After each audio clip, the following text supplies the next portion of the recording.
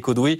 Et il faut bien le constater, la dynamique Éric Zemmour se confirme. Oui, parce que pour la première fois, une enquête d'opinion le place au second tour de l'élection présidentielle face à Emmanuel Macron. Il s'agit d'une enquête Harris Interactive pour le magazine Challenge. Vous le voyez, Emmanuel Macron obtiendrait 24% des voix et Éric Zemmour arrivera en seconde position, 17%, devant Marine Le Pen, 15%.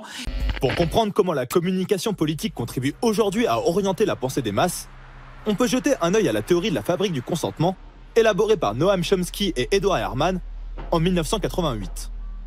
D'après eux, la communication est devenue l'instrument des régimes démocratiques et joue un rôle primordial dans la transmission de symboles et de messages à la population, mais surtout dans la promotion et la légitimation des politiques de l'État.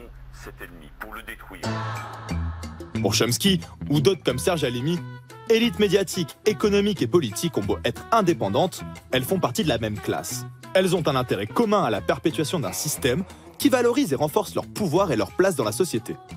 Du fait de la concentration progressive des médias entre les mains du pouvoir économique, lorsque ceux-ci traitent l'information, ils la choisissent, la commentent et lui apportent un filtre. Ainsi, les messages politiques et l'information se mélangent régulièrement. D'autant que les politiques ont rapidement su adapter leur discours aux spécificités des médias de masse pour en tirer profit.